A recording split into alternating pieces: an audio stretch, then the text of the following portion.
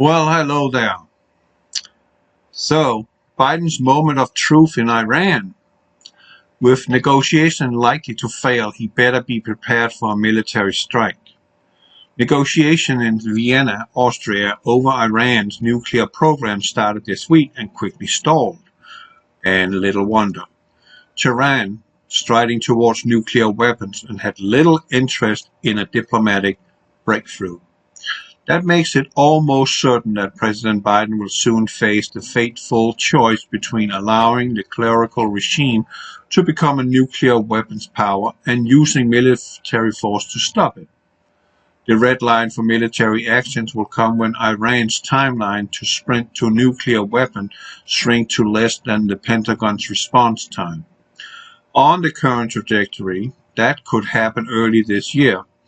And when it does, the president should order military strikes on Iran's nuclear facilities to prevent Tehran from building the bomb.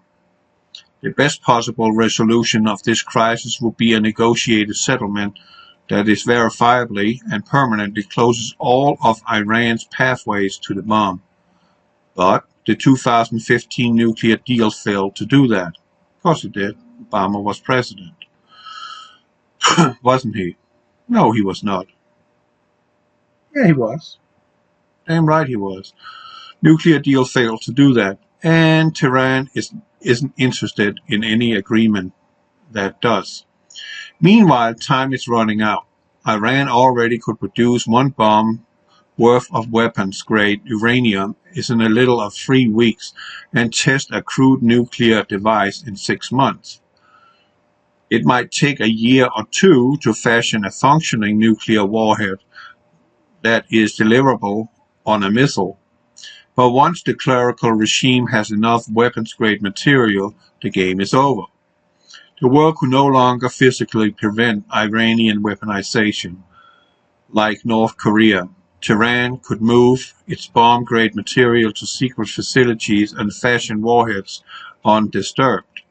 To stop Iranian nuclearization, Washington must stop Tehran from acquiring sufficient quantities of fissile material.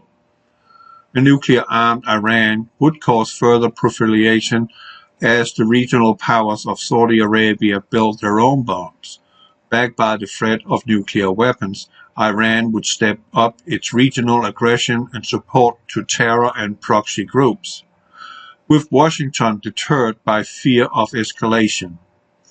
Including the risk of a nuclear strike against Israel, the clerical regime would have freer hands. Eventually, as Tehran's intercontinental ballistic missile program advances, the U.S. itself would be vulnerable to Iranian nuclear attacks and coercion. Fortunately, Washington has effective military options. There is little doubt that the Pentagon can destroy Iran's nuclear facilities, even those that are deeply buried and hardened, as several defense secretaries have stated. American strikes would delay Iran's effort years at minimum, if forever at the best. Tehran cannot enrich uranium without the necessary facilities. It would take time to rebuild, install and operate centrifuges, and reconstitute stockpiles of fissile material. The U.S. government has estimated that Israeli strike would only buy 1 or 2 years, but an American strike would be more effective, and Iran might think twice before spending billions to rebuild facilities the U.S. could destroy again. Iran would likely retaliate, but the lessons from the President Trump strike on General Qasem Soleimani 2 years ago is that Tehran's response will likely be muted. The attack will stun the Iranian political system since it would be unexpected. Islamic Revolutionary Guard publications now regularly mock American determination. The ruling clerical still fear a major war, which could lead to the destruction of their military and the end of their regime. Well, they are backed by China and Russia, so maybe not. Washington can further deter, that was my words. Washington can further deter retaliation by issuing an explicit threat that Tehran escalates, the Pentagon will destroy more than the nuclear facilities. Mr. Biden or Mr. Brandon should publicly ask the Pentagon to update military plans and, alongside allies and partners, conduct exercises targeting mock-up Iranian nuclear facilities. He should also ensure that U.S. allies and bases in the region are protected against Iranian counterstrikes. Israel will benefit from this help addressing the threat from the Iranian precision-guided missiles. Mr. Brandon could also broker a deal between Israel and Saudi Arabia on missile and drone technology, with Riyadh needs to defend against Iranian attack. It could have been added benefit to encouraging the kingdom's entry into the Abraham Accord. Military options are most effective when they don't have to be used.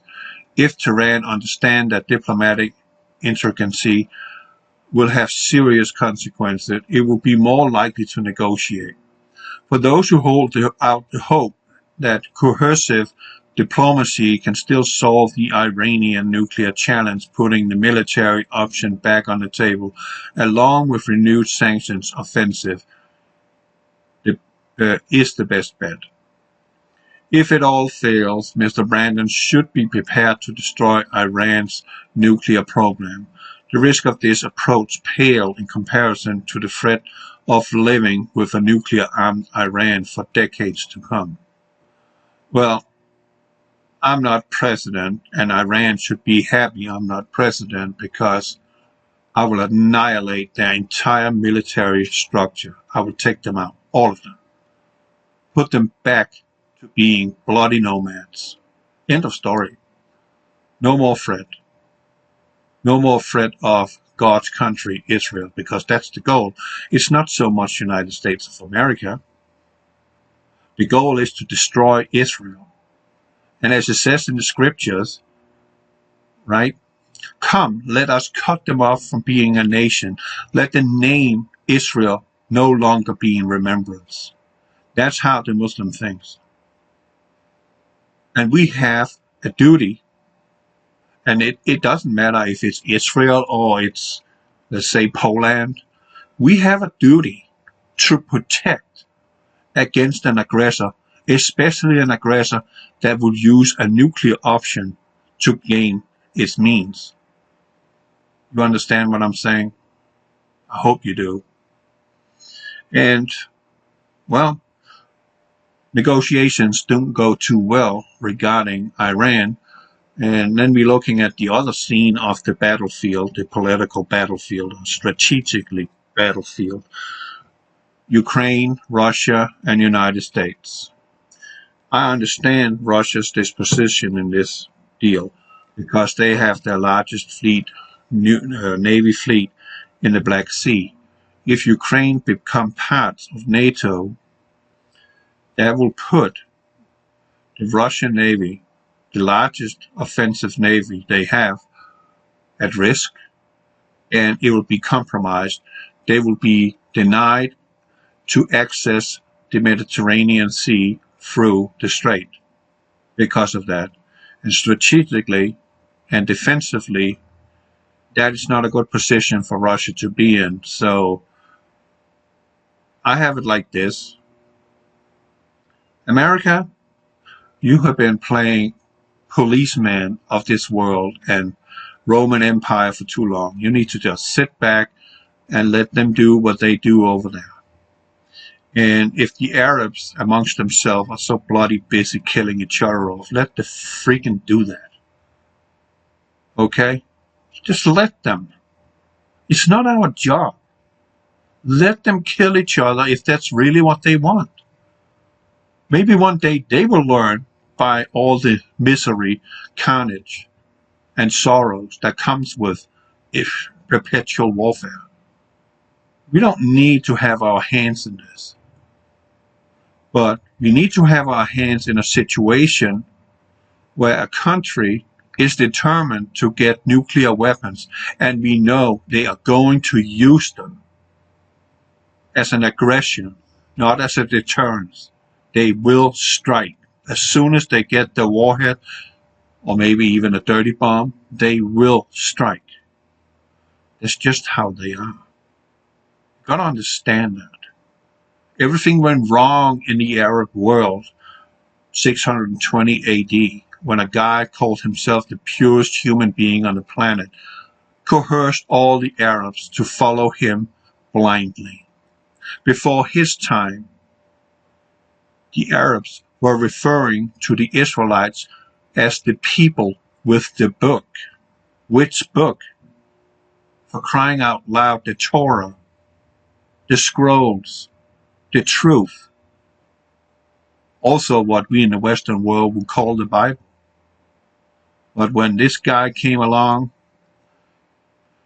trained by the Vatican to become an eternal, perpetual enemy of Christianity and Israel, because that's what it really is. It is this adamant hate for God's people. And we are all God's people, but some of them think they are a little more, entitled to be like gods. I mean, let's just say it like this.